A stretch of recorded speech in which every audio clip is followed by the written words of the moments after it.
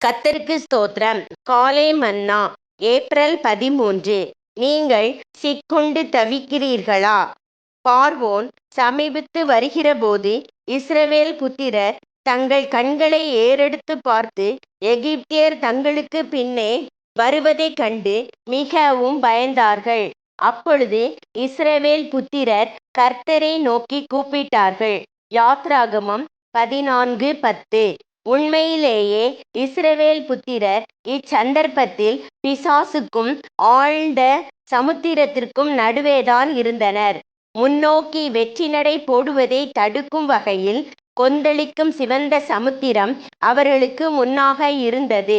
அவர்களுக்கு பின்னாக இதோ பார்வோனும் இருப்பு ரதங்களுடனும் நன்கு பழக்குவிக்கப்பட்ட குதிரைகளுடனும் கூடிய அவனுடைய சேனையும் அவர்களை மூர்க்கமாய் துரத்தி கொண்டு வந்தனர். மற்ற இரு திசைகளிலும் மிக உயரமான மலைகளை தென்பட்டன. இவ்வாறு அவர்கள் எத்திசையிலும் செல்லக்கூடாதவாறு நாற்புறமும் நெருக்கப்பட்டனர்.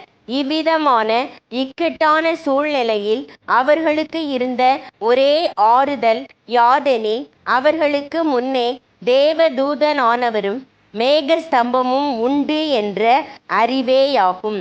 ஆனால் இப்போதோ அந்த ஒரே அடையாளமும் கூட நீங்கி போயிற்று. தேவதூதனானவர் அவர்களுக்கு பின்னே சென்று விட்டார்.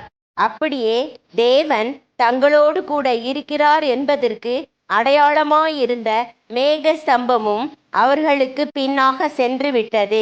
தங்கள் துன்ப வேளையில் தேவனை தங்களை கைவிட்டு விட்டது போல அவர்களுக்கு தென்பட்டது. இவ்விதமான நம்பிக்கையற்ற வேளையில் மோசே, என் தேவனே, என் தேவனே, ஏன் என்னை கைவிட்டீர் என்று கதறி இருந்திருப்பானோ அல்லவோ என்று நாம் அறியோம்.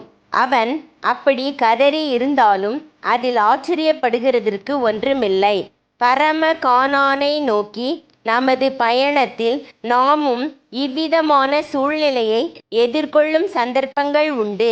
அவ்வேளைகளில் எல்லா வாசல்களும் நமக்கு அடைக்கப்பட்டது போன்றும், நம்முடைய தேவன் நமது ஜெபங்களுக்கு பதில் அளிக்காதது போன்றும், அவர் நம்மீது இரக்கமற்றவராய் இருப்பது போன்றும் நமக்கு தோன்றும். எல்லாராலும் கைவிடப்பட்டு மறக்கப்பட்டு போனது போல நாம் உணர்வோம். எனினும் அன்பான தேவ பிள்ளையே, தேவ ஜனங்களை பொறுத்த வரையில் அவர்களுக்கு நேரிடும் மிக பெரிய சோதனை மிக பெரிய விடுதலைக்கும் மிக பெரிய வெற்றிக்கும் ஏதுவான சந்தர்ப்பமாகவே மாறிவிடுகிறது. தன் ஜீவியத்தில் சம்பவித்து கொண்டிருக்கிறவைகளை குறித்து எல்லாம் எனக்கு விரோதமாய் நேரிடுகிறது.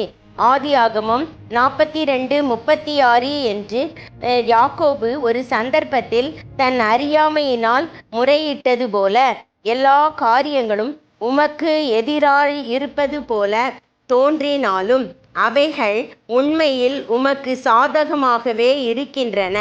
கர்த்தருக்கு ஸ்தோத்திரம். தேவனில் அன்பு கூர்கிற தேவ பிள்ளையே, உன் வாழ்க்கையில் சம்பவிக்கும் அனைத்தும் தேவனை அளவிட முடியாத அன்பாலும் இரக்கத்தாலும் அவரால் திட்டமிடப்பட்டுள்ளன. ஒவ்வொரு மிக சிறிய காரியத்திலும் தேவனுடைய வல்லமையான கரத்தையும் யாதொன்றினாலும் மேற்கொள்ள முடியாத அவரது வல்லமையையும் வெளிப்படுத்துவதே தேவனின் நோக்கமாகும். ஆமென்.